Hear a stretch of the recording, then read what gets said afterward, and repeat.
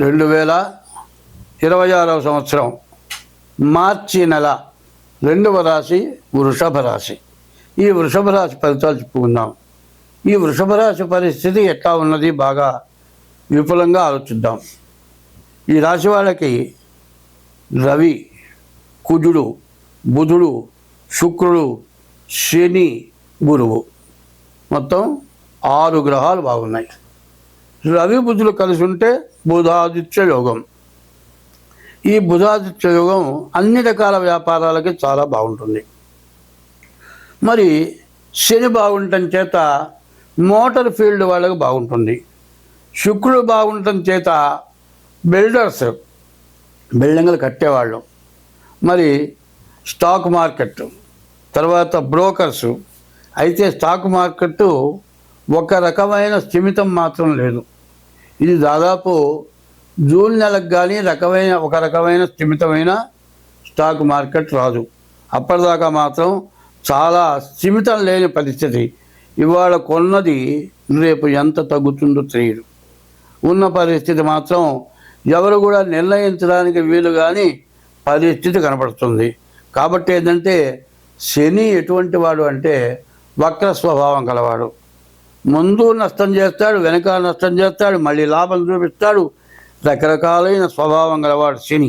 కాబట్టి ఈ రాశి వాళ్ళు ఎప్పుడు కూడా వ్యాపారాల్లో చాలా జాగ్రత్తగా ఉండాలి.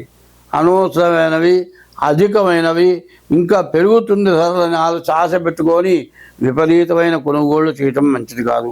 బిల్డర్స్కి, తర్వాత ఇళ్ళకి సంబంధించిన ఇనుము, ఇటుక, సిమెంటు, ఐరను, సాఫ్ట్వేరు,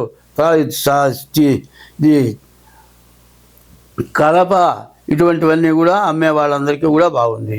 తర్వాత జీవితంలో ప్రతి వ్యక్తి చదువు తర్వాత ఉద్యోగం, ఉద్యోగం తర్వాత వివాహం తర్వాత ఇల్లు. ఈ ఇల్లు ప్రతి వాళ్ళకి కావాలి. మరి కుజుడు బాగుండటం చేత ఇల్లు కట్టుకుంటానికి, శుక్రుడు బాగుండటం చేత ఖచ్చితంగా ఈ రాశి వాళ్ళు ఇల్లు కట్టుకుంటానికి బాగా అవకాశం ఉంది. ఈ రాశి వాళ్ళు గురుడు బాగుండటం చేత చదువుకునేటువంటి వాళ్ళు మంచి ర్యాంక్ రావడానికి అవకాశం ఉంది. ఉద్యోగస్తులు ప్రమోషన్కి రావడానికి అవకాశం ఉంది. విదేశాలకు వెళ్ళటానికి కూడా పూర్తిగా అవకాశం కనపడుతుంది.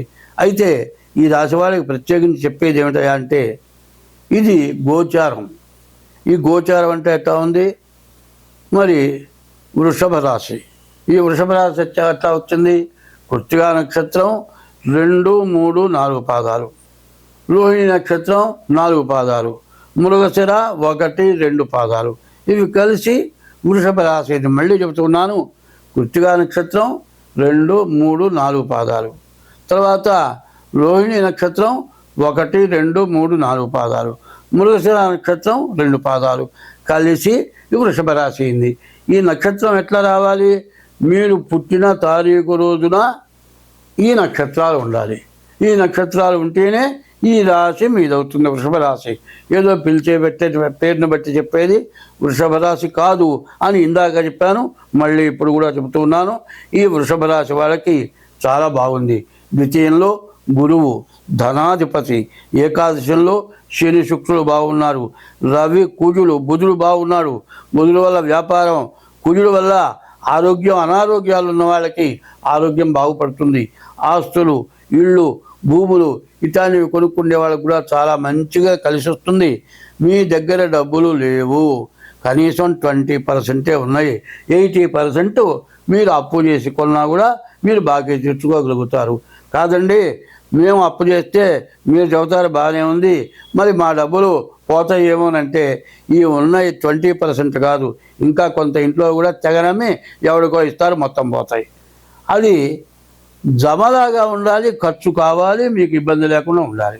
ఇట్లాంటి పరిస్థితి ఈ రాశికి కనబడుతుంది. కారణం ఏంది? డబ్బులు ఉన్నాయనుకోండి అనవసరమైన వాటికి పెడతారు, లేకపోతే వడ్డీ ఆశకు పోతారు, వడ్డీ ఆశ మొదలు జరుస్తుంది. కాబట్టి అట్లా కాకుండా ఈ రాశి వాళ్ళు అప్పు చేసి ఇల్లు కట్టుకున్నా, పొలం కొనుక్కున్నా మీకు అన్ని విధాలా బాగా కలిసి వస్తుంది. ఈ రాశి వాళ్ళు చెప్పాలి అంటే ఇది గోచారం. 25 వంతులే చెబుతున్నాం. అవండి ఇదంతా బాగుంది అని చెప్పారు కదా, మరి నా జాతకం బాగుండలేదు అని అడగచ్చు. అట్లా మీ జన్మలగ్నాన్ని బట్టి బాగుండకపోవచ్చు. జన్మలగ్నానికి ఎందుకంటే 9 గ్రహాలు మనకు. ఈ 9 గ్రహాలు ఎట్లా ఉన్నాయంటే 9 రకాలు ఉన్నాయి. ఎట్లా ఉన్నాయి? ఇక్కడి నుంచి మెడకాయ దగ్గర నుంచి పై భాగాలు ఉన్నాయండి. కళ్ళు 2, చెవులు 2 4, ముక్కులు 2 6, నోరు 1 7. ఇవి 7 రంధ్రాలు ఇక్కడే ఉన్నాయి. తర్వాత ఒంటేలు 2 ఇవి ఈ 2 భాగాలు, మొత్తం 9 రంధ్రాలు. ఈ 9 రంధ్రాల్లో ఒక్క కన్ను పనిచేయలేదనుకుందామండి. ఈ పక్క చూస్తాం కానీ ఈ పక్క వచ్చేది కనపడదు కదా. చెవులు సరిగ్గా వినపడలేదనుకోండి, వెనకాల నుంచి వచ్చేవాడిన గుద్దితే మనకు అర్థం కాదు కదా. నాలుక రుచి తెలియలేదనుకుందాం, కుళ్ళిపోయిన వస్తువు తింటే ఏమవుతుంది? ఫుడ్ పాయిజన్ అవుతుంది. వాసన తెలియకపోతే దుర్వాసన పీలిస్తే వ్యాధిగ్రస్తులం అవుతాం. మరి ఈ అన్నిటినీ ఈ జ్ఞానేంద్రియాలు అంటారు. ఈ 7 కూడా జ్ఞానేంద్రియాలు. ఈ 7 జ్ఞానేంద్రియాలు తలకి మైండ్కి తీసుకొస్తుంది, మైండ్లో అన్నీ ఉపయోగింపచేస్తాయి.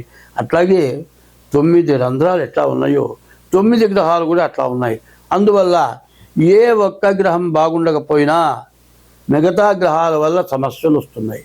కాబట్టి ప్రతివాళ్ళు కూడా ఎప్పటికప్పుడు ఏ సంవత్సరానికి ఆ సంవత్సరం మన జాతకం ఎట్లా ఉంది, ఏ నెలలో ఉన్న సమస్య ఉందా, మనకి ఏదైనా ఇబ్బందులు కలుగుతాయా, ఇటువంటివి తప్పనిసరిగా ప్రతి వాళ్ళు చూసుకోవడం చాలా అవసరం.